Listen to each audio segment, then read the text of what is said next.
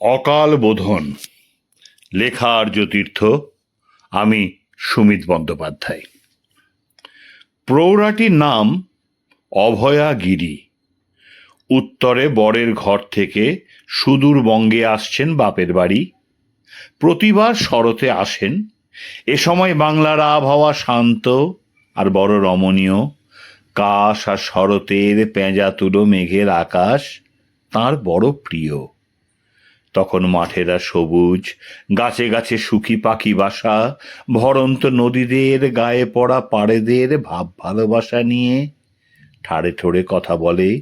ইতি উতি উড়ন্ত ঝাঁকে গাংচিল, বরের তুষার দেশে সেসব অমিল। কিন্তু এবছর তিনি রওনা দিয়েছেন অনেক আগে, পরিবার পেছনে রেখে, একা।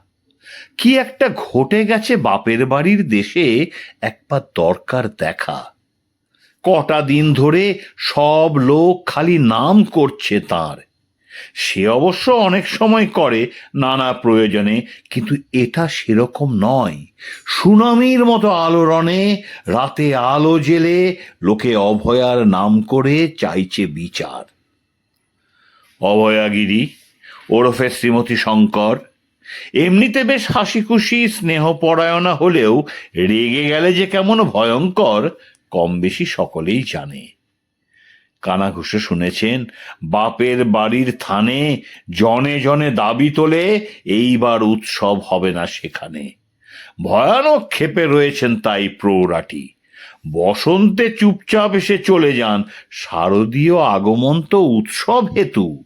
সে আনন্দ করে দিলে মাটি আশাটা অসাড় হবে। তবে দেখা যাক কারা বিভীষণ, এমন আজব দাবি কারা করে রাত জাগা লাখ কলরবে।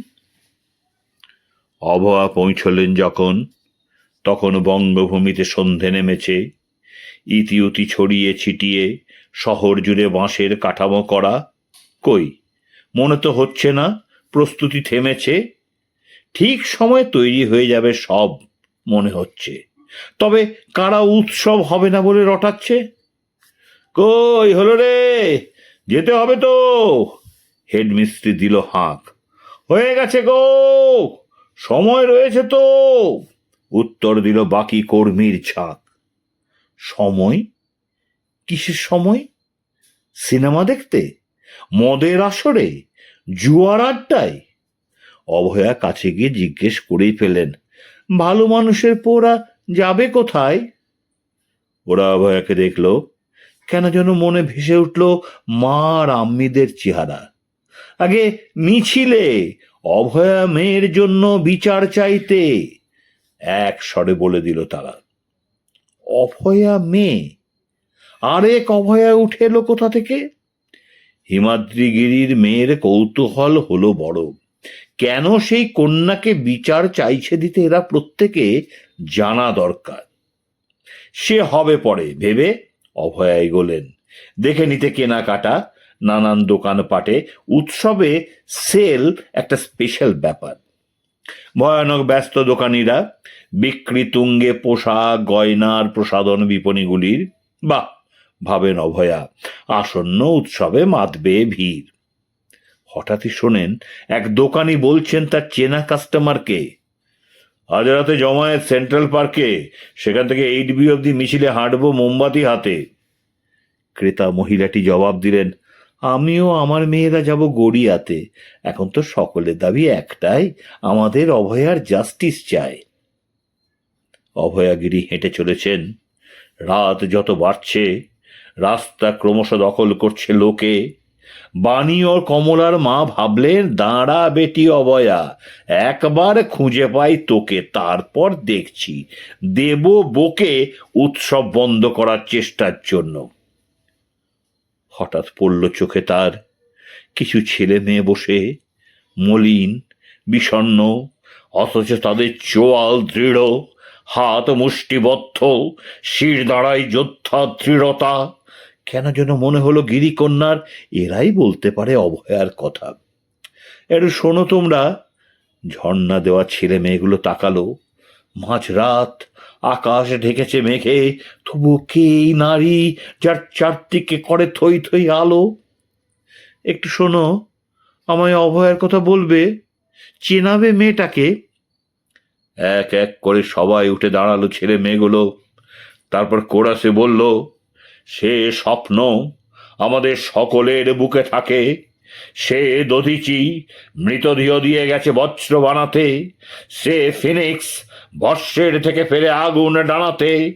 সে পবিত্র সব, যাকে ছুঁয়ে আমাদের বিপ্লব। সে সেই হোমের সমিদ, যার কাছে ছোট লাগে সব উৎসব। অভয়া বললেন, কিন্তু সে কে? শুনে তো যাচ্ছি শুধু নামই। যেখানে যত মানুষ ছিল সেই জমায়ে তার রাস্তায়, এমনকি যারা ঘুমোচ্ছিল তারাও এসে দাঁড়ালো খোলা জানালায়। তারপর উত্তর দিল আকাশ কাঁপিয়ে, সে আমি। অভয়া বুঝলেন তাঁরই মতো সে মেয়েও এদের হৃদয় স্থিত। অভয়া বুঝলেন, নিজের মধ্যে ডুবলেন। তারপর চিৎকার করে বললেন, ওই মেয়ে আমি তো। শোনো তোমরা, মা অভয়ার মেয়ে অভয়া এক অভিন্ন। তাই তো যুদ্ধ আজ, মুছেই ছাড়বো সব ওষুধের চিহ্ন। শোনো তোমরা, তোমাদের স্লোগানই আমার মন্ত্রোচ্চারণ, তোমাদের মিছিল আমার মণ্ডপ। যে যেখানে যেভাবে করেছে অভয়া স্মরণ, আমাকেই দিয়েছে সে পুষ্পাঞ্জলি।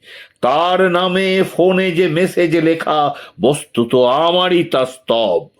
শোনো, শোনো তোমরা, সুবিচার দ্রুত হোক আজ গণদাবি। এই আলোড়নই আজ শারদোৎসব। সকলে অবাক হয়ে দেখে অভয়া গিরির পরনে রক্তমাখা অ্যাপ্রন, তার গলার মালা একটি স্টেথোস্কোপ। নতুন এই অবতারে অসুর নিধনে ওই তিনি হুঙ্কার দিলেন ত্রিশূল হাতে। ভরা ভাদ্র মাসে কার একটা মোবাইলে যেন বেজে উঠলেন বীরেন্দ্র কৃষ্ণ। আশ্বিনের শারদ প্রাতে বেজে উঠেছে আলোক মঞ্জরি। ধরণীর